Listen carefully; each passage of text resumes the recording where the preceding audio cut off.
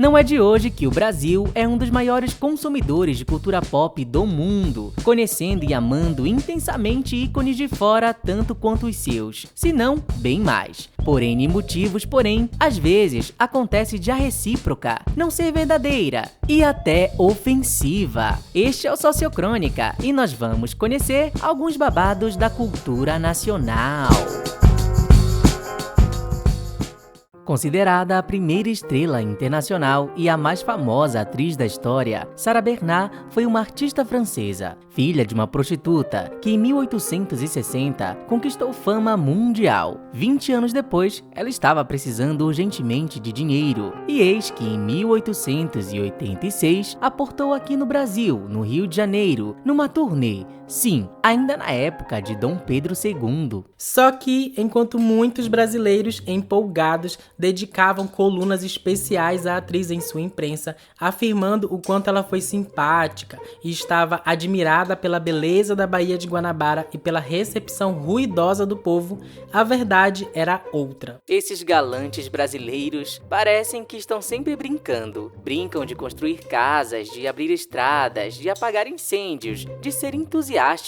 Escreveu Sarah em cartas publicadas após sua morte. E sim, esses galantes eram uma ironia, pois nem Dom Pedro II escapou da sua língua. Sua Majestade, o Imperador do Brasil, parece que é pobre demais. Toda noite chega ao teatro numa carruagem puxada por 4 mulas ofegantes. E que carruagem! Tão absurda quanto seus guardas esfarrapados. Descreveu Sarah. Até o Teatro São Pedro de Alcântara, na época a melhor sala de espetáculo da corte, foi criticado. A vida aqui é triste e feia, ou muito feia. Não que as pessoas não sejam encantadoras, e meu sucesso é enorme. Mas que teatro! Ratos e camundongos por toda parte. Relatou Sarah, segundo o livro de 1994, com suas cartas. Mesmo assim, ela ainda voltaria mais 2 vezes aqui.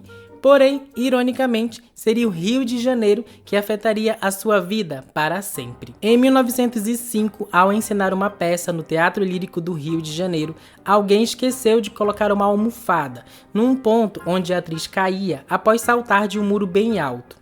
Resultado, ela piorou um joelho que já estava machucado e 10 anos depois, aquilo virou uma gangrena e a sua perna foi amputada. Sarah Bernhardt continuou trabalhando até o fim da vida, mas após isso, óbvio, nunca mais voltou ao Brasil e morreu em 1923. Nesse tempo, os brasileiros já tinham encontrado novos gringos que não largariam mais.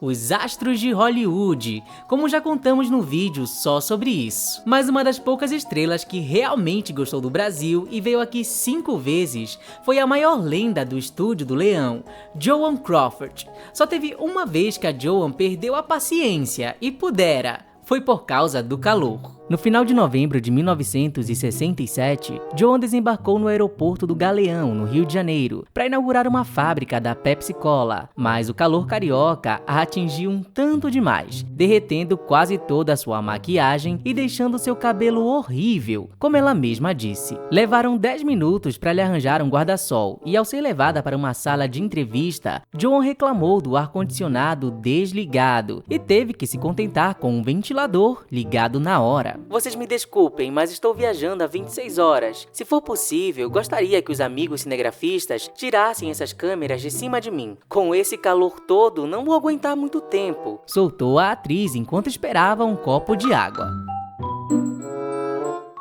Não ajudou o fato de Joan Crawford estar num vestidinho preto, sem a tecnologia adequada para lidar com aquele clima, diferente de hoje, em que você já tem roupas tecnológicas com tecidos inteligentes, confortáveis e versáteis, tanto para o dia a dia como para o trabalho e a correria. E é claro que a gente está falando das peças da Insider. São roupas com regulação térmica, ou seja, elas ajudam a controlar a temperatura do seu corpo, para te deixar confortável, independente do clima. Para completar, elas não desbotam e ainda facilitam a evaporação de suor sem deixar odor, e você nem precisa passar, já que as peças usam o calor do próprio corpo para se desamassar.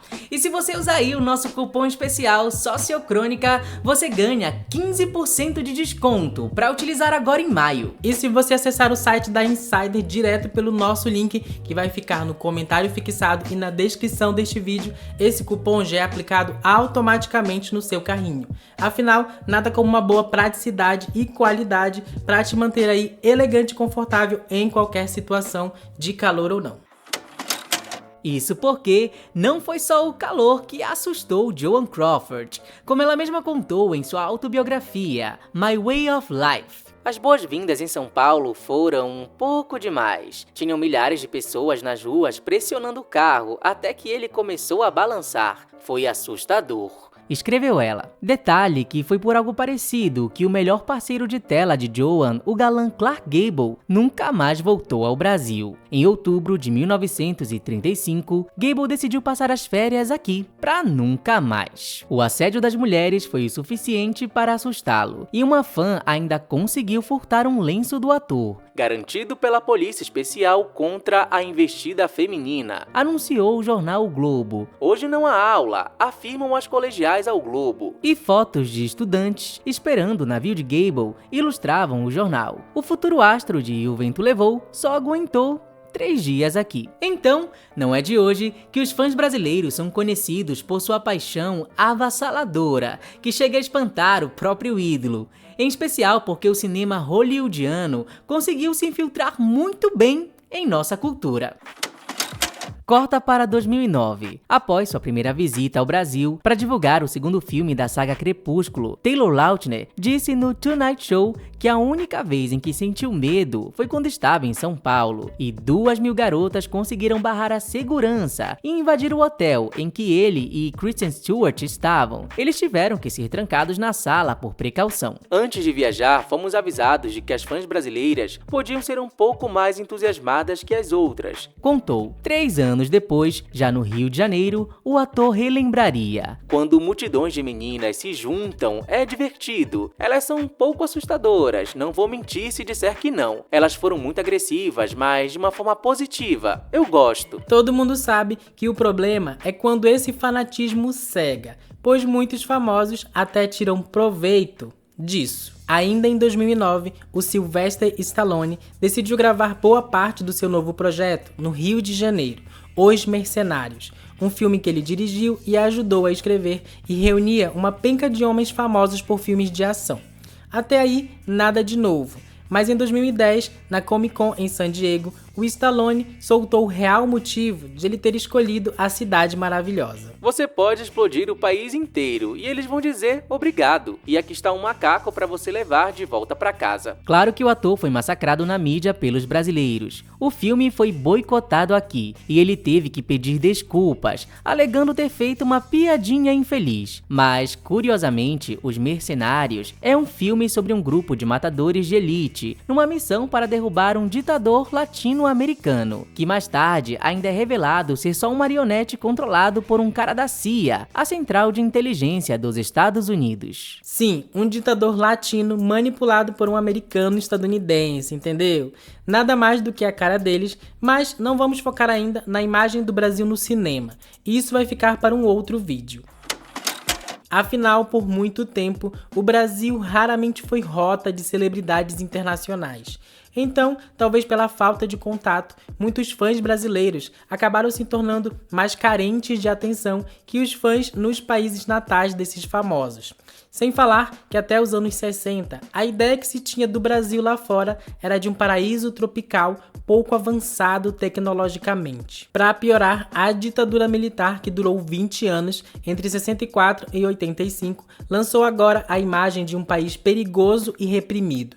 Segundo a Organização Mundial de Turismo, viagens turísticas dos Estados Unidos para cá, por exemplo, só aumentaram 25% entre janeiro e junho de 84, só quando o processo de redemocratização começou. Não é à toa então que o Brasil só passou a ser considerado como palco de shows gringos a partir do Rock in Rio em 1985, como já contamos num vídeo. Por isso que ao chegar aqui dessa vez, muitos artistas tiveram outro choque cultural, e poucos resumiram tão bem quanto Ozzy Osbourne. Ozzy Osbourne já veio ao Brasil 6 vezes e parece gostar do país, mas quando pisou aqui pela primeira vez para ser uma das atrações principais no primeiro Rock in Rio da história, a impressão que teve não foi das melhores, a ponto de parar na autobiografia do roqueiro. Eu fiquei meio desapontado com o lugar. Tinha esperado ver a garota de Ipanema em cada esquina, mas não vi nenhuma. Havia só um monte de crianças pobres correndo pelo lugar como ratos. As pessoas eram ou absurdamente ricas ou viviam nas ruas. Parecia não haver um meio termo. Escreveu Ozzy sobre o Rio de Janeiro, mas ele não foi o único a notar tudo isso. Em 2024, Oprah Winfrey, a rainha da TV dos Estados Unidos, veio a um evento em São Paulo para falar de autoestima e empoderamento. Em entrevistas, porém, ela disse ter sido profundamente impactada pela desigualdade social no Brasil e que isso até mudou a forma como ela via a nossa realidade. Sim, uma mulher bilionária que cresceu num país sem saúde gratuita,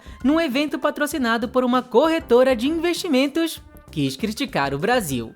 Outra prova de que a imagem já pré-concebida de algo pode até te tornar um hipócrita. Muitos gringos, por sinal, ainda têm aquela ideia do Brasil como um paraíso liberal, onde tudo pode e todos estão com fogo no rabo. Em 2014, os Estados Unidos queriam sediar a Copa do Mundo, mas o país escolhido pela FIFA foi o Brasil, o que rendeu uma série de comentários bem peculiares deles. Robbie Williams, ator e comediante, disse que o país só conseguiu convencer a FIFA porque, enquanto Chicago enviou Oprah Winfrey e Michelle Obama, o Brasil mandou 50 strippers e cocaína. Já Chris Rock até debochou num stand-up seu. Ninguém assiste a Copa, o Brasil é conhecido somente pelas bundas, disparou ele. Porém, quando o Rio de Janeiro foi escolhido para sediar os Jogos Olímpicos 2016, a atriz e dubladora Wanda Sykes falou algo parecido em uma entrevista, ao dizer que o Comitê Olímpico Internacional incluiu prostituição como esporte, e por isso o Rio venceu,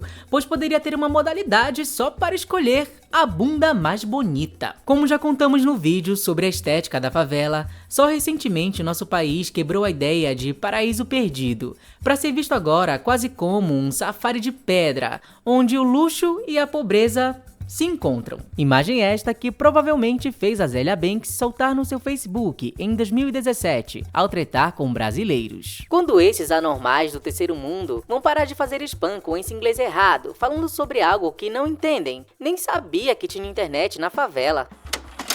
Na medida em que nosso maior contato com outras culturas é através da mídia, das artes e da propaganda, aí jaz a grande questão. Até a percepção de um país inteiro depende de uma boa propaganda. O imperialismo dos Estados Unidos e da Europa e o ótimo marketing deles por décadas criaram na nossa mente coletiva imagens de bem-estar social e segurança que em nada lembram as gangues que hoje tocam o terror em Londres ou a Cracolândia de 4.000 pessoas que literalmente vivem pela famosa calçada da fama em Hollywood. O Brasil ainda é um dos países com a maior desigualdade social do planeta, mas também é um dos mais ricos e diversos do mundo. E esse mundo sabe muito bem, quando quer, reconhecer o nosso poder de consumo e engajamento. Basta lembrar agora do Oscar com a Fernanda Torres. Afinal, o famoso viralatismo brasileiro não é inato. Ele também foi ensinado e enraizado na nossa mente, pois enquanto nossos artistas do passado e de hoje eram colocados como vagabundos que dependiam do governo, os de fora foram vendidos como exemplos de vida, astros e estrelas inalcançáveis e que por isso e por seu grande talento mereciam a nossa adoração.